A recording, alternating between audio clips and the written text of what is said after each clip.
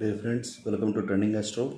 So ఈరోజు 2025 వృశ్చిక రాశి వాళ్ళకి ఎలా ఉంది అనేది మనం తెలుసుకుందాము.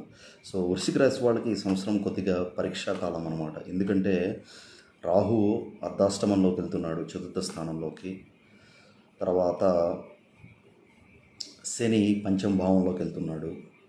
అలాగే గురువు, జూపిటర్, బృహస్పతి అష్టమ భావంలోకి వెళ్తున్నాడు అనమాట. ఆయన ఈ గురు దోషానికి కారకుడవుతున్నాడు. అట్లాగే కేతువు దశమ భావంలోకి వెళ్తున్నాడు. అందులో కుజుడు కర్కాటక రాశిలో 9వ భావంలో నీచపట్టి ఉన్నాడు. సో వీళ్ళు జాగ్రత్తగా ఉండాలి ఈ సంవత్సరం, ఎస్పెషల్లీ ఈ నెక్స్ట్ 45 డేస్. యాక్సిడెంట్స్ కానీ, పడి దెబ్బలు తగలటం కానీ, లేకపోతే బోన్ ఫ్రాక్చర్ అవ్వటం కానీ అయ్యే అవకాశం ఉంది.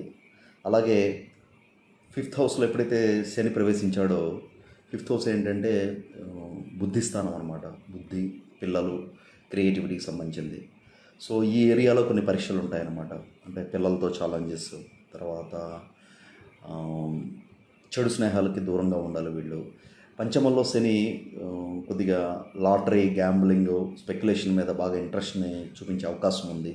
సో ఎక్కువ రిస్క్ తీసుకోకూడదు వీళ్ళు. అలాగే చతుర్థంలో రాహు.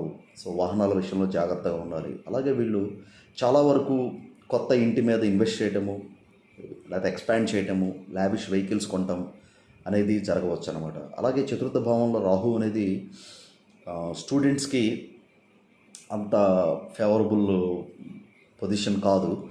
అలాగే వీళ్ళకి విద్యాకారకుడు గురువు అష్టమంలో ఉండటం వల్ల స్టూడెంట్స్ కాంపిటేటివ్ ఎగ్జామ్స్లో మంచి ర్యాంక్ తెచ్చుకోవాలంటే చాలా ఎఫర్ట్ పెట్టాలి. ఎంత ఇండస్ట్రియస్, ఇంటెలిజెంట్ స్టూడెంట్స్ అయినా సరే ఈ సంవత్సరం వాళ్ళు కొన్ని పరీక్షలు ఎదుర్కోవాల్సి వస్తుందన్నమాట. వాళ్ళు ఎక్స్ట్రా ఎఫర్ట్ పెట్టాల్సి వస్తుందన్నమాట.